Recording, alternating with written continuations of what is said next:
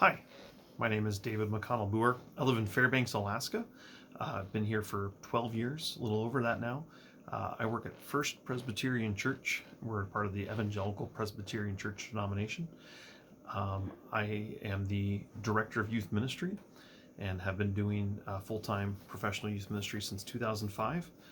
First for a Lutheran congregation in Texas being where I'm from originally, and now First Pres in Alaska for the last almost 12 years as well. My vocation, I'm always felt a call to ministry. My father is a Lutheran pastor, and when I was in college, I wanted to go into ministry, but didn't want to just follow in the footsteps of dear old dad. So I chose youth ministry as I felt I had gifts for that and felt a calling to that. So I did camp counseling and young adult and youth ministry all through college. And my school, Texas Lutheran University in Seguin, Texas, outside San Antonio, had a youth ministry track for the theology major as well as a pre-seminary track. I did both and kind of jumped right into full-time youth ministry right after college. It's been many years of praying and discerning and realizing that God was calling me to more than just youth ministry, though hopefully still including that in my vocation. So I am now about 3/4 of the way through a Master of Divinity degree here at the program with Fuller, and it's been wonderful. It's been a fantastic opportunity to not only study, but be a part of a really, truly global community online, and really appreciate the different ways that professors and classmates have come together to support me, to support one another, to allow me to be part of more than just a classroom study, but an experience in theology and ministry in so many ways. I preach currently once a month here in my home congregation at First Pres. There was a period of about 10.5 months where I was the sole ministry staff person here at church. We've gone through several transitions, and we have a transitional full-time pastor currently that I'm very grateful for. And so he does the majority of the preaching each month, but I'm still preaching once a month here. Before all these transitions, I'd probably preach once or twice a year for most of my lay ministry role over the last decade and a half. I've also done pulpit supply for some other churches in the area over the last decade, and that's always been a wonderful experience. Great to see other congregations, to see how they worship, to worship with them, to bring the Word of God in a way that hopefully is meaningful and good for them. And it's always been good for me. Really enjoyed my time with PR517, the homiletics course. It was interesting being in a class with people whose preaching experience ran the gamut from someone like me who's got a fair amount of preaching, probably more than 30 or 40 sermons under their belt, and someone who was literally, this was their first introduction to preaching or public speaking in a church context at all. And so it was good.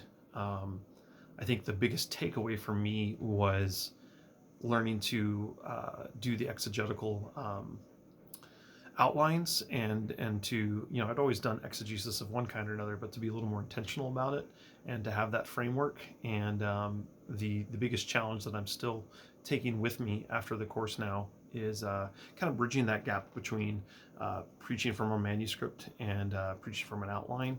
I tend to feel like I do better when I preach from a manuscript, but I also do like preaching from an outline.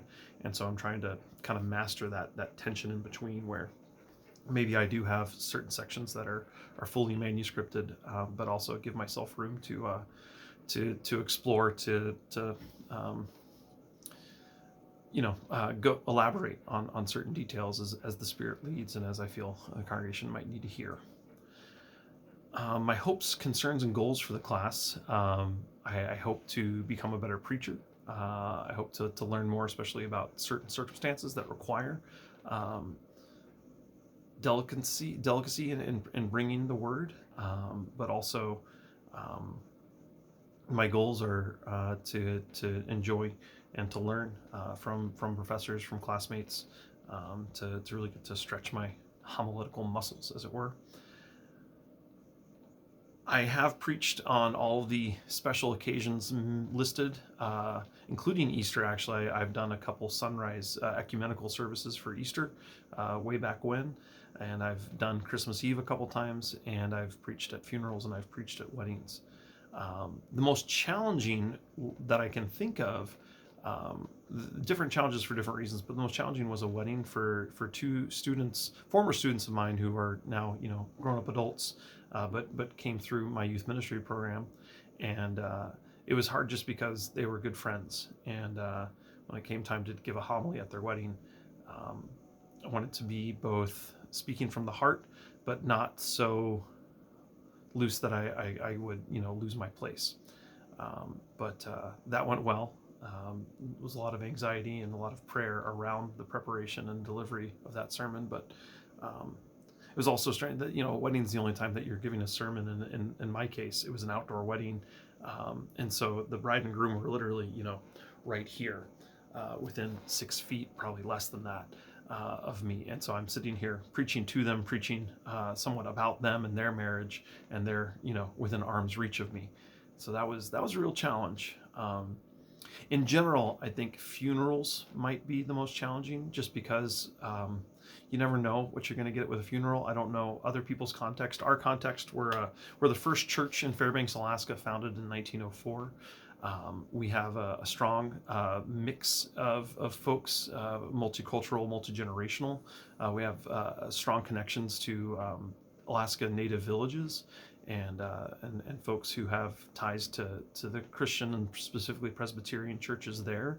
And so a lot of times the funerals that we get asked to preside over, to host, include folks whose first language is an Alaska Native language. We get folks who, because we're a big downtown church relative to Fairbanks, we're just one of those locations that is thought of as a location for funerals. So a lot of times it's not someone who is cradle to grave first pres member. A lot of times it's someone who was a member of the community, was a member of perhaps a village or a community out in the bush, that this is where they want to have their ceremony. And so you never know if you're preaching for someone who's kind of been a pillar, a Christian pillar here at church, or if it's someone who circumstances led them to having the memorial service here. And so you want to be sensitive to what the family's going through. You want to be sensitive to how different people grieve, but you also want to bring the gospel. You want to be able to talk about what it means to say that Jesus is the resurrection, the truth, and the life. And so that can be a lot of tension. That can be a lot of navigation when it comes to preparing and delivering a sermon. It can definitely be a big challenge. Thank you so much for tuning in, and I look forward to getting to know all of you and studying and working with you. God bless.